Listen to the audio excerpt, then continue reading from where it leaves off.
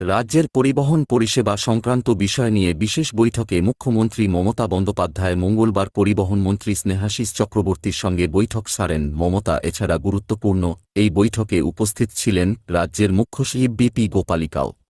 দীর্ঘ ৪-৫ মিনিটের বৈঠকে পরিবহন পরিষেবা সংক্রান্ত বেশ কিছু আলোচনা হয়। মুখ্যমন্ত্রীর তরফে বেশ কিছু নির্দেশও দেওয়া হয়। পরিবহনমন্ত্রীকে জানা গিয়েছে, এদিন টোটো সমস্যা সমাধানে বিশেষ নির্দেশ দেন মমতা। নির্দিষ্ট গাইডলাইন বা নীতি তৈরি করে আইনি বৈধতার অধীনে টোটোকে আনার জন্য পরিবহনমন্ত্রী স্নেহাশিস চক্রবর্তীকে নির্দেশ দিয়েছেন মুখ্যমন্ত্রী।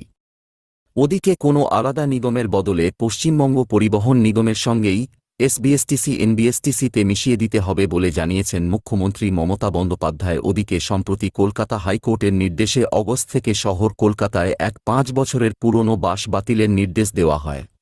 সেই প্রসঙ্গ টেনে এদিন বৈঠকে মুখ্যমন্ত্রী প্রশ্ন তোলেন, রাস্তায় একদিকে বাস কমছে কিন্তু তেলের খরচ বাড়ছে কেন তাহলে? সূত্রের খবর, পরিবহন সংক্রান্ত আরও একাধিক বিষয়ে গতকাল মুখ্যমন্ত্রী মমতা বন্দ্যোপাধ্যায় পরিবহন মন্ত্রী ও মুখ্যসচিবের সঙ্গে বৈঠক করেন।